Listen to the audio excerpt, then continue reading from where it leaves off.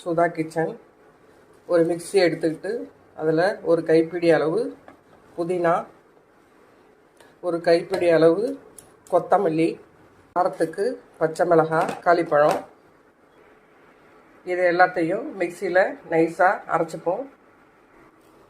ஒரு குக்கரை அடுப்பில் வச்சுக்கிட்டு 1 ஸ்பூன் ஆயிலும் 2 ஸ்பூன் நெய்யும் விட்டுக்குங்க.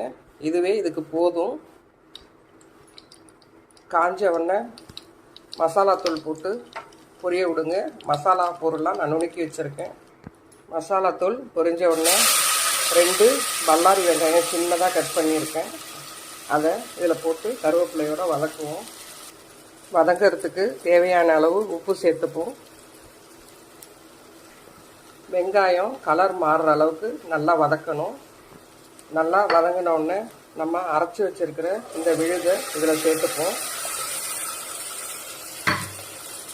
இந்த விழுதை சேர்த்து அதோட மஞ்சத்தூள், ஒரு 1/4 டீஸ்பூன் தனி மிளகாத்தூள், மசாலாத்தூள், ஏதாவது ஒரு பிரியாணி மசாலாத்தூள், இதை சேர்த்து நல்லா எண்ணெய் பிரிகிற அளவுக்கு வதக்குவோம்.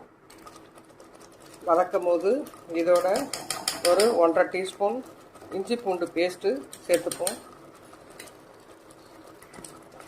இது பாதி அளவு குக்காகும் போதே இதில் ஒரு சின்னதாக ஒரு சுக்காய் வாங்கி வச்சுருந்தேன்.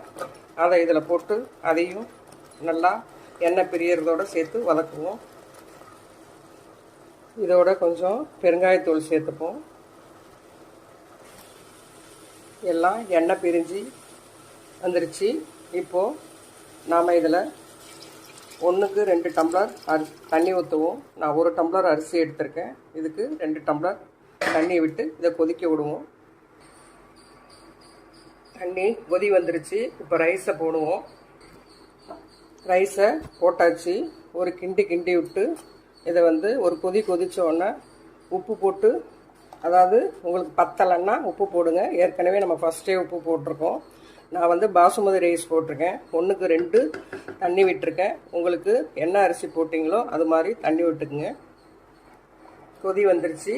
குக்கரை மூடி வெயிட் போட்டு திறந்ததுக்கப்புறம் காட்டுறேன். திறந்தாச்சு. கமன்னு அருமையான பொலப்பான சுரைக்காய் பிரியாணி தயார். நீங்களும் இதே போல் செஞ்சு பார்த்து டேஸ்ட் எப்படி இருக்குன்னு சொல்லுங்கள். இதிலேருந்து பசங்க ஒரு காயை கூட தூக்கி போடாது, விரும்பி சாப்பிடும். லஞ்ச் பாக்ஸுக்கு சிறப்பு. நீங்களும் செஞ்சு பார்த்துட்டு டேஸ்ட் எப்படி இருக்குன்னு சொல்லுங்கள்.